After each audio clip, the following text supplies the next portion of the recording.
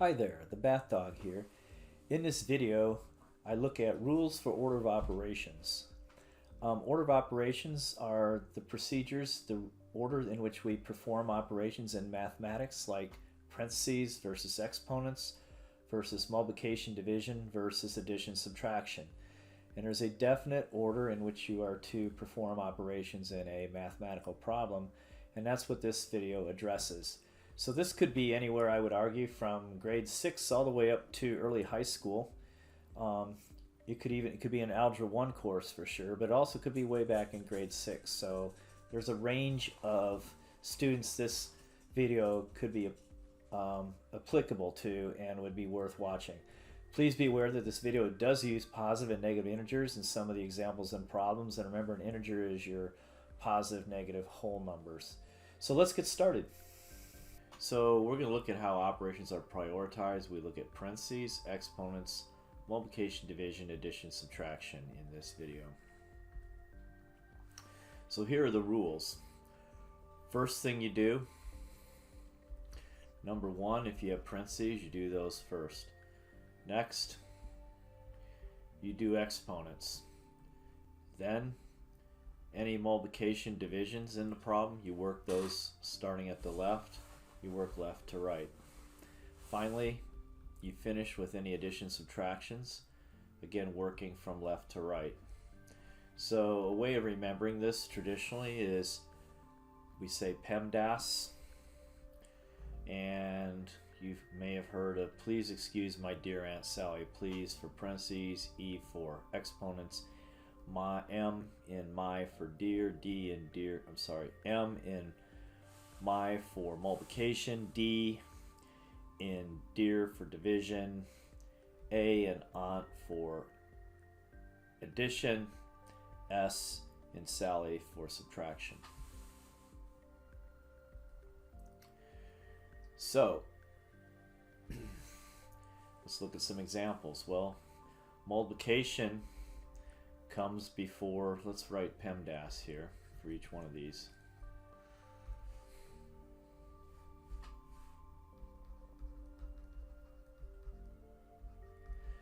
Multiplication comes before addition, so we do this first. So this is actually going to be 5 plus 8, which is 13, because multiplication takes priority over addition. In the second one, though, I added parentheses. Parentheses take priority over multiplication, so we do the parentheses first. So that's 9 times 2, which gives us 18, which is an entirely different result than in the first example. Okay, let's continue. So here I have an exponent.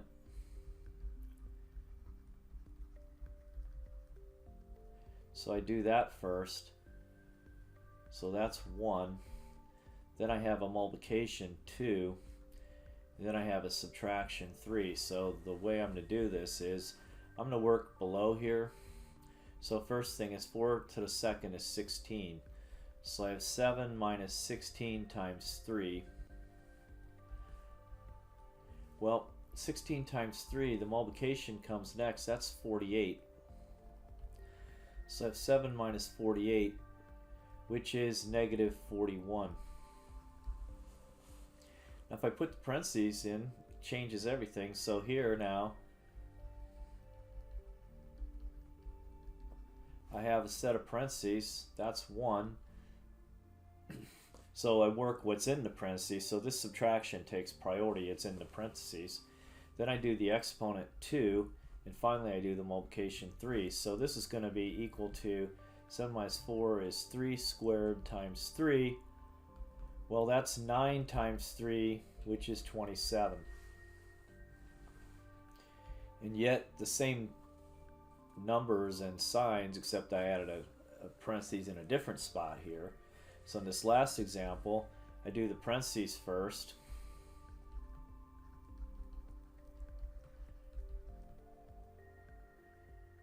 Then I do the multiplication. So I'm counting what's in the parentheses. So in the parentheses I have 7 minus 16 times 3. Well, 7 minus 16 is negative 9 times 3 makes negative 27. Okay, now it's important to note that 3 over 4 actually also means 3 divided by 4. A fraction bar means division. When you see a problem like 3 plus 5 over 1 plus 3, it is supposed to mean this. It's supposed to mean there are a set of parentheses there, but we don't show them. So this should be interpreted as quantity 3 plus 5, and parentheses, we use the word quantity with them.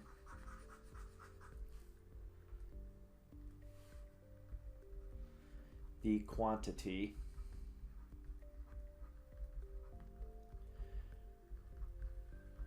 So I will say to quantity 3 plus 5 over to quantity 1 plus 3, put parentheses there.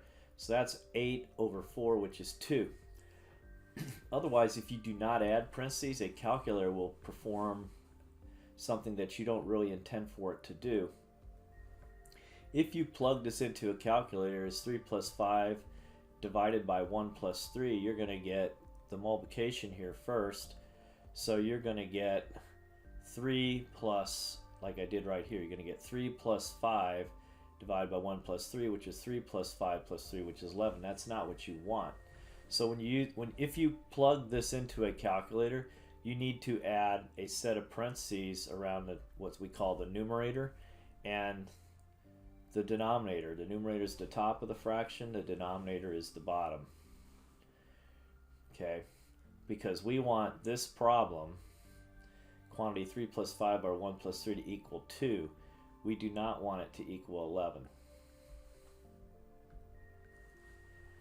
Okay, so let's take a look at some examples here. So I've got a fraction bar, so I'm going to add parentheses, an extra set of parentheses to the top and bottom here. Now let's work one at a time here. Let's work the top. So in the parentheses I have 15 minus 2, that's 13. Then I have times 3. When I show the parentheses and a number next to it, that means it's multiplication. Then in the bottom, that's going to be 13. Well, 13 times 3 is 39 over 13. Well, 39 divided by 13 is 3. So that's what we should get there. In the next example, I'm going to add a set of parentheses here and here. So this is going to be 64, because 8 squared is 8 times 8, minus 49. In the bottom, I do inside the parentheses. Again, multiplication takes priority. That's 9 plus 6. 64 minus 49 is 15. So this is 15 over 15, which is 1. Now brackets mean the same thing as parentheses. Where possible, work the innermost set of parentheses or brackets first. So let's look at this example. So I am going to work inside these brackets first. So I'm not changing anything else, but inside the brackets, that's 3 minus 4, which is negative 4. Negative 4 squared. Let's actually write that for a moment. Let's not do it all at once here. Plus 6 minus 2 squared. Notice I'm doing just a little bit at a time here to make sure I don't make a mistake. Well, this is then going to be 4. Inside the bracket, that's going to be negative 4 times negative 4 is 16. So that's 16 plus 6, which is 22, minus 2 quantity squared. We're going to have a pretty big number here. So now this is multiplication. So that's 88 minus 2 quantity squared, which is 86 squared. So over here we're going to take 86 times 86. It's 36, carry a 3. 8 times 6 is 48. Plus 3 is 51. I'm going to keep everything lined up here nice. So I'm going to add a placeholder 0 here, right here, and then 6 times 8 is 48. Carry the 4. 8 times 8 is 64, plus 4 is 68. Then add everything up. So I have 6, 9, 13, carry a 1. So I get 7,396.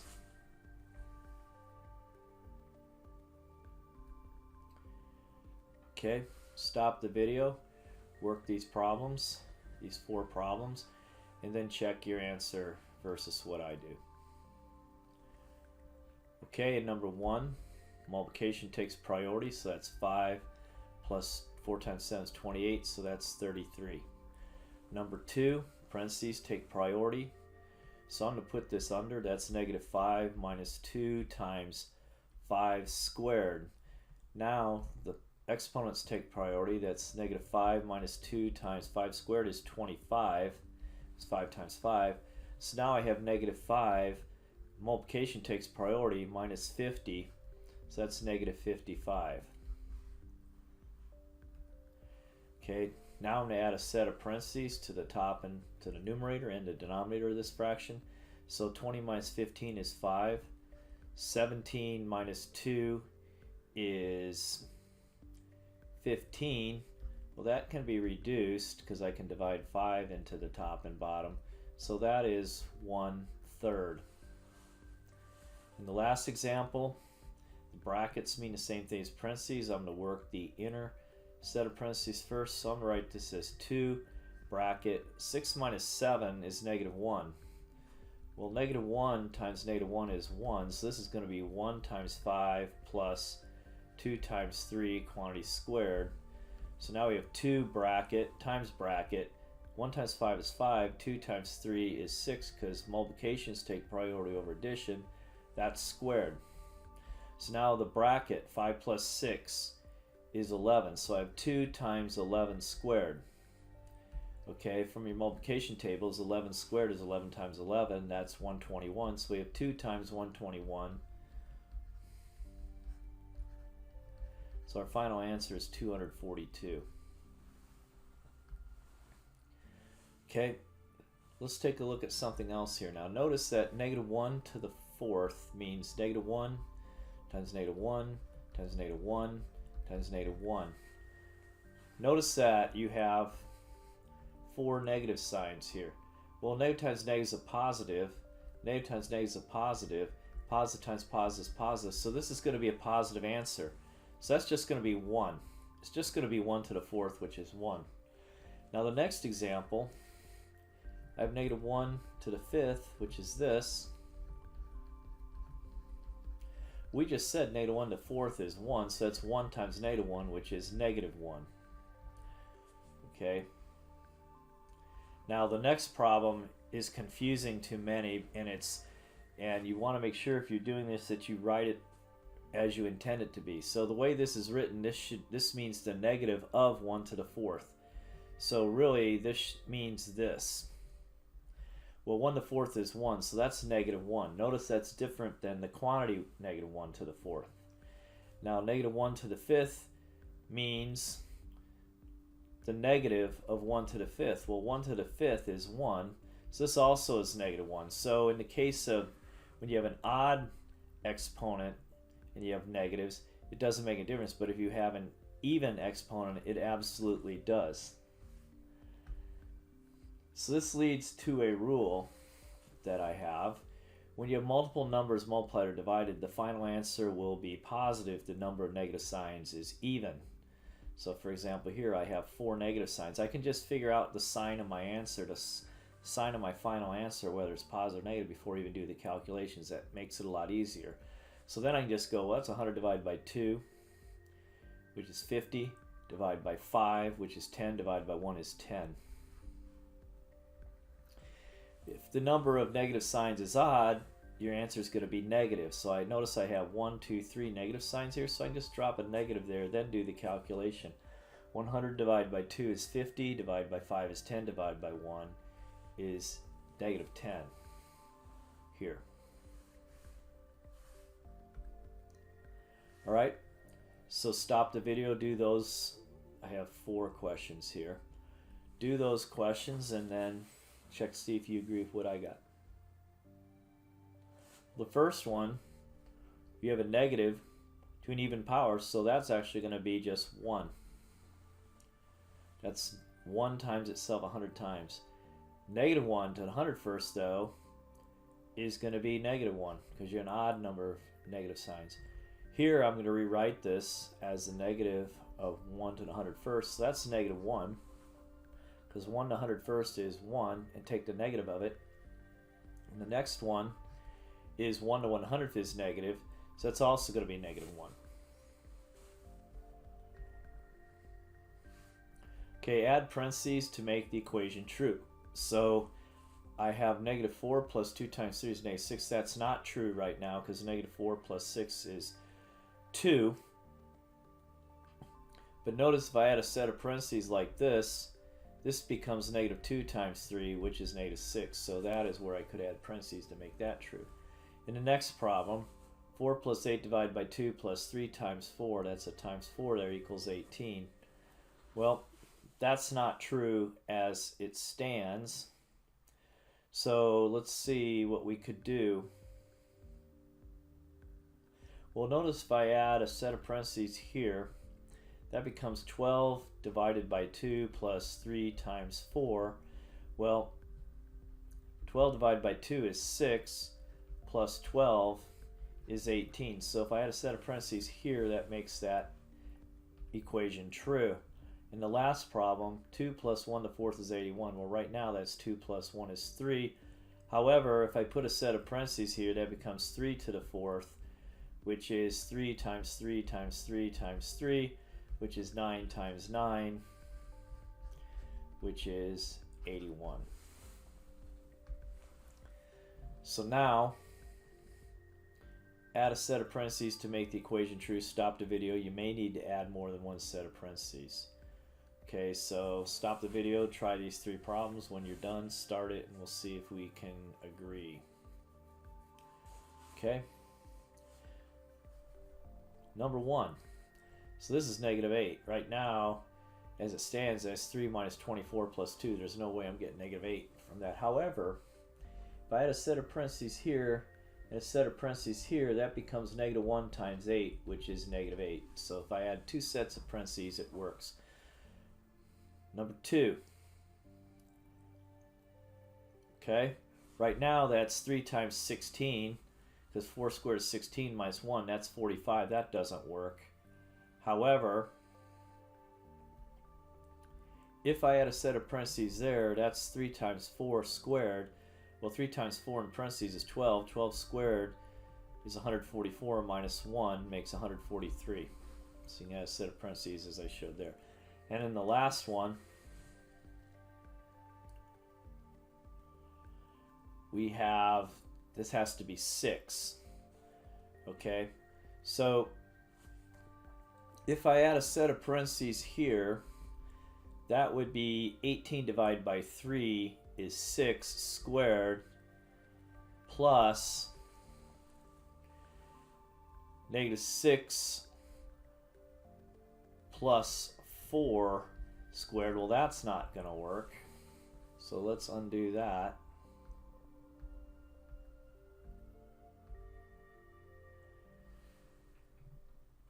So what if I just keep it as is here? That's 18 divided by 9. And then that's going to be 2. And what if I put a set of parentheses here? That then becomes negative 2 quantity squared. Okay, well, negative 2 times negative 2 is 4, which is 6. So if I add a set of parentheses here, that makes it true. And this concludes the video. If you found this video informative and you liked it, please give it a thumbs up and consider subscribing to my YouTube channel, The Math Dog. You may share the content of this video with others. Thank you very much. Have a good day.